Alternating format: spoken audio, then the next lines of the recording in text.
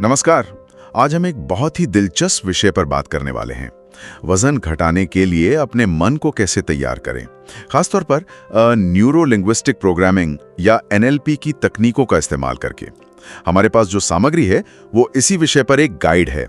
तो आज हम इसमें बताई गई तकनीकों को थोड़ा खंगालेंगे और समझने की कोशिश करेंगे कि ये वजन कम करने के सफर में कैसे मददगार हो सकती हैं, जैसा कि इस स्रोत में बताया गया है। बिल्कुल, ये एक अलग नजरिया है। मतलब कि सिर्फ क्या खाना है या कितनी कसरत करनी है इस पर ध्यान देने के बजाय हम अपने दिमाग के सोचने के तरीकों को बदलकर वजन घटाने के लक्ष्य कैसे हासिल कर सकते हैं। स्रोत इस बात पर काफी जोर देता है कि असली लड़ाई अक्सर हमारे अवचेतन मन से होती है, जो सालों से चले आ रहे पुराने प्रोग्राम्स पर ही काम कर रहा होता है। अच्छा, तो ये पुराने प्रोग्राम्स, स्रोत इसे वेट लॉस माइंड ट्रैप कहता है। ये है क्या असल में? स्रोत के मुताबिक ये हमारे अवचेतन मन में बैठी पुरानी धारणाओं और आदतों का एक जाल है, एक तरह का ट्रैप। जैसे शायद बचपन से हमने सीखा कि तनाव होने पर खाना खाने से अच्छा लगता है, या हमने मान लिया कि मुझ में विल पावर नहीं है, या मैं कभी पतला नहीं हो सकता। स्रोत इन्हें पुराने कंप्यूटर सॉफ्टवेयर की तरह बताता है जो हमारे आज के लक्ष्यों के खिलाफ काम करते हैं। जैसे वजन कम करना, हम सचेत रूप से तो चाहते हैं कि वजन कम हो, पर हमारा अवचेतन मन वो पुराने रास्तों पर चलकर ही आराम या खुशी ढूंढता है, भले ही वो रास्ते अब हमारे लिए सही न हो। ये तो काफी हैरान करने वाली बात है कि हमारा अपना दिमाग ही हमारे रास्ते का रोड़ा बन सकता है। हाँ बिल्कुल। तो इस गाइड में इससे निपटने के लिए 5 एनएलपी तकनीकें बताई गई हैं। पहली तकनीक है एंकरिंग। ये सुनने में ऐसा लगता है जैसे किसी एहसास को किसी चीज से जोड़ देना। ये कैसे काम करती है? हाँ, आप काफी करीब है। एंकरिंग का मतलब है एक मजबूत सकारात्मक मानसिक स्थिति, जैसे पूरा आत्मविश्वास या अपने खान पान पर नियंत्रण महसूस करना। उसको एक साधारण सी शारीरिक क्रिया से जोड़ना। स्रोत में इसका तरीका बताया गया है। उस पल को याद करें जब आपने अपने खाने पर पूरा कंट्रोल महसूस किया हो। शायद जब आपने किसी लालच को ठुकराकर सेहतमंद खाना चुना हो। उस एहसास को, उस जीत की भावना को पूरी शिद्दत से महसूस करें। देखें, सुने, महसूस करें। जब वो एहसास अपने पीक पर हो तो स्रोत कहता है कि कोई खास शारीरिक क्रिया करें, जैसे अपनी 2 उंगलियों को एक साथ दबाएं। इसे कुछ सेकंड तक बनाए रखें। स्रोत के अनुसार अब आपने एक एंकर बना लिया है। अब जब भी आप वो शारीरिक क्रिया दोहराएंगे, जैसे उंगलियां दबाना, आपका दिमाग तुरंत उस शक्तिशाली नियंत्रित एहसास को वापस ले आएगा। ये एक तरह का मानसिक शॉर्टकट या हॉटकी बनाने जैसा है। स्रोत इसे खाना खाने से पहले या जब भी प्रेरणा की जरूरत हो इस्तेमाल करने का सुझाव देता है, ताकि विल पावर पर निर्भर रहने के बजाय तुरंत सही मानसिकता में आया जा सके। ये तो कमाल है। मतलब अपनी जरूरत के हिसाब से एक तरह का मोटिवेशन बटन बना लेना। बहुत दिलचस्प। दूसरी तकनीक है रीफ्रेमिंग। ये भोजन के साथ हमारे रिश्ते को कैसे बदलती है? हाँ, रीफ्रेमिंग। इसका मतलब है किसी चीज को देखने का नजरिया बदलना। स्रोत बताता है कि अक्सर हम खाने को सिर्फ कैलोरी या पोषण के तौर पर नहीं देखते, हम उसे भावनाओं से जोड़ते हैं। चॉकलेट मतलब इनाम, पिज्जा मतलब जश्न, या आइसक्रीम मतलब उदासी में आराम। रीफ्रेमिंग इस भावनात्मक नजरिए को बदलने की कोशिश करती है। स्रोत का सुझाव है कि खाने को भावनात्मक बैसाखी की तरह देखने के बजाय उसे शरीर के लिए ईंधन या जानकारी के रूप में देखना शुरू करें। हर बार कुछ खाने से पहले खुद से पूछें, इस चीज को खाकर मैं अपने शरीर की कोशिकाओं को क्या संदेश भेज रहा हूँ। इस तरह वो केक का टुकड़ा सिर्फ मना है वाली चीज नहीं रहता, बल्कि वो ऐसी जानकारी बन जाता है जो मैं आज अपने शरीर को नहीं देना चाहता। स्रोत इसे अभ्यास करने को कहता है। अस्वास्थ्यकर खाना घटिया क्वालिटी का ईंधन और सेहतमंद खाना प्रीमियम ईंधन जो मुझे बेहतरीन महसूस कराता है। धीरे धीरे दिमाग खुद ही प्रीमियम विकल्प चुनने लगता है, क्योंकि हमने उसका मतलब ही बदल दिया है। हाँ, ये सोचने का तरीका बदल सकता है। पर क्या स्रोत ये भी बताता है कि शुरुआत में ये नजरिया अपनाना थोड़ा बनावटी या मुश्किल लग सकता है? स्रोत सीधे तौर पर इस भावना का जिक्र तो नहीं करता, लेकिन वो लगातार अभ्यास और दोहराव पर जोर देता है। ये समझना होगा कि ये तकनीकें जादू की छड़ी नहीं है। शुरुआत में सचेत प्रयास करना पड़ता है। बिल्कुल। लेकिन जैसे जैसे आप इस नए फ्रेम का इस्तेमाल करते हैं, ये ज्यादा स्वाभाविक होता जाता है। ये दिमाग को एक नई भाषा सिखाने जैसा है। समझ गया। ठीक है, आगे बढ़ते हैं। तीसरी तकनीक है स्विश पैटर्न। ये सुनने में ज्यादा सक्रिय दिमागी कसरत जैसा लगता है, जैसे कुछ बदलना या हटाना। इस तकनीक का मकसद है किसी खास स्थिति मतलब ट्रिगर में होने वाली अनचाही प्रतिक्रिया को, जैसे चिप्स का पैकेट उठा लेना, उसको एक चाही गई सकारात्मक प्रतिक्रिया से बदलना। स्रोत उदाहरण देता है, जैसे रात को टीवी देखते हुए स्नैक्स खाने की इच्छा होना। तरीका ये है, पहले उस ट्रिगर वाली स्थिति की एक साफ तस्वीर मन में बनाएं, जैसे हाथ चिप्स के पैकेट की तरफ बढ़ रहा है। फिर एक दूसरी आकर्षक तस्वीर बनाएं जिसमें आप वही कर रहे हैं जो आप असल में करना चाहते हैं, जैसे पानी का ग्लास उठाना या शायद कोई फल चुनना।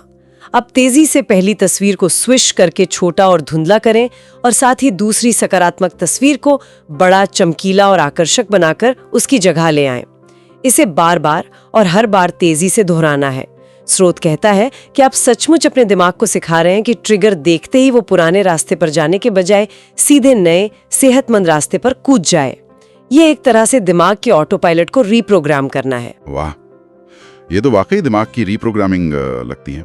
अब तक हमने वर्तमान की प्रतिक्रियाओं को बदलने की बात की।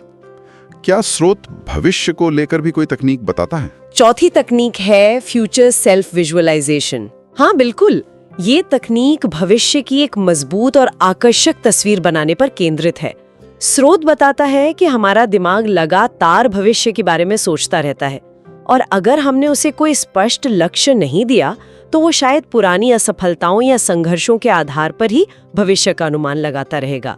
फ्यूचर सेल्फ विजुअलाइजेशन का मतलब है जानबूझकर भविष्य की एक कामयाब तस्वीर बनाना। स्रोत सुझाव देता है कि आप कल्पना करें कि आप 6 महीने बाद अपने आदर्श वजन और स्वास्थ्य पर पहुंच चुके हैं।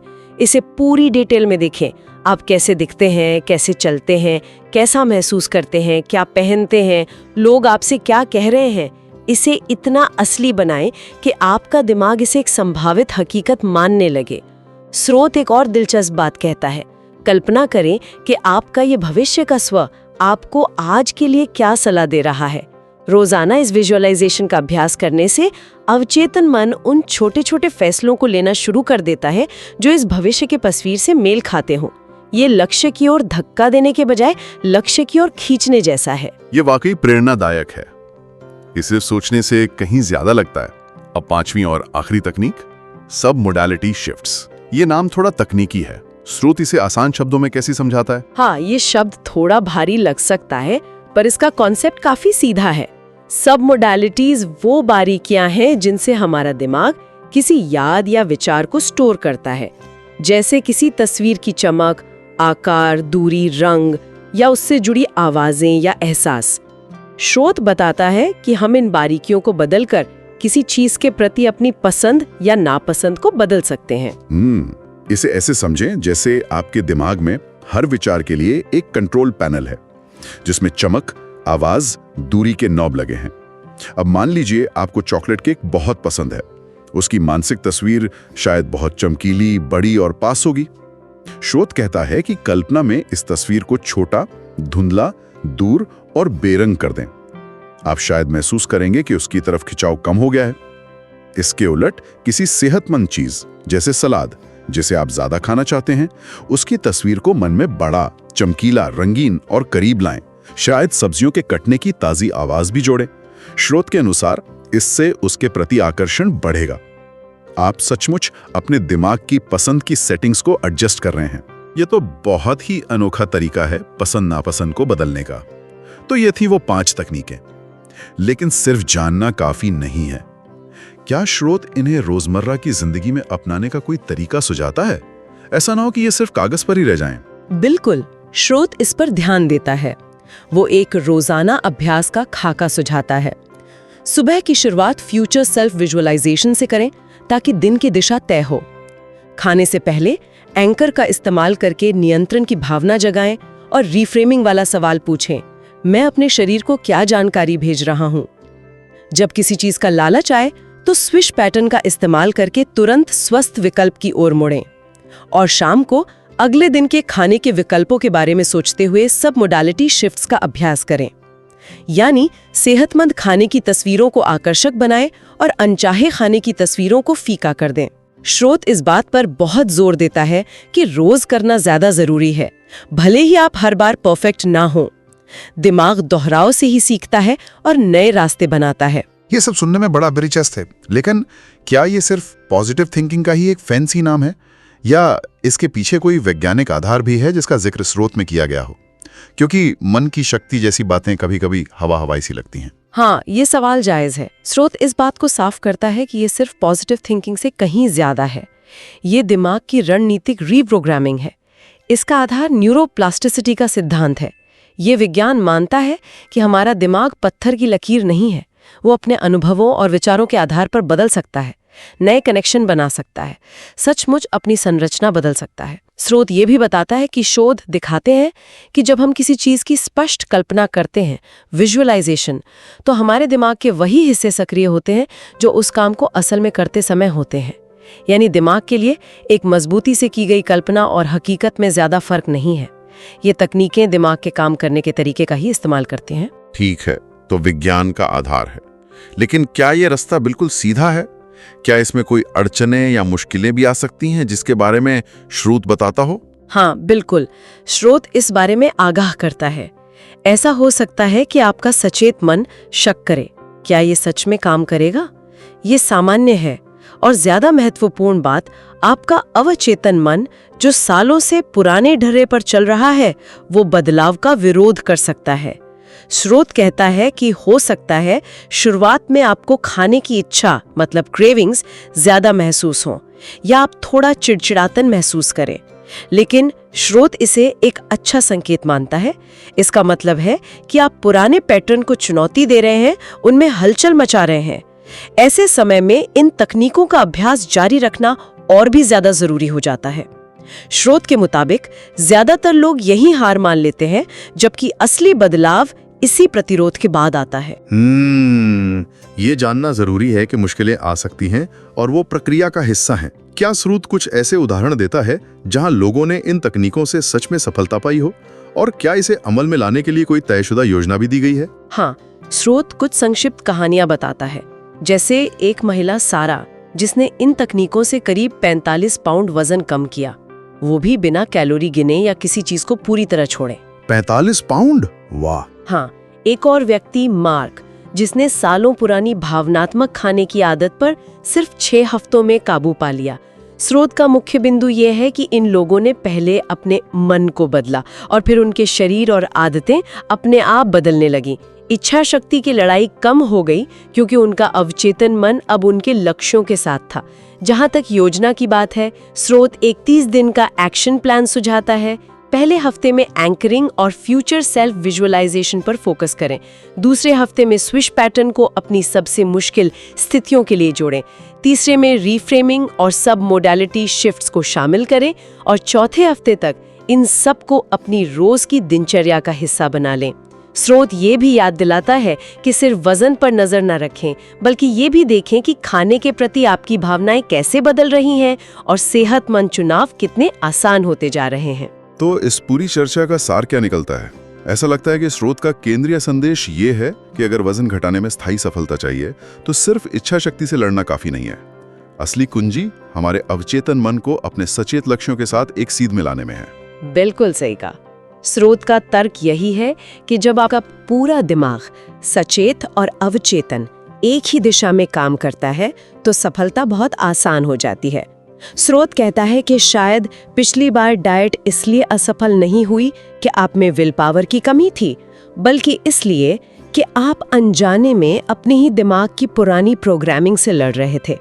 ये NLP तकनीकें स्रोत के अनुसार उस दिमागी तालमेल को बैठाने के औजार हैं, ताकि स्वस्थ विकल्प चुनना स्वाभाविक लगे, मजबूरी नहीं। ये वाकई सोचने का एक नया तरीका है।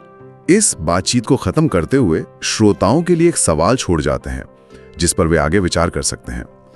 स्रोत में बताई गई ये NLP तकनीकें वजन घटाने और भोजन के साथ हमारे रिश्ते को बेहतर बनाने पर केंद्रित हैं।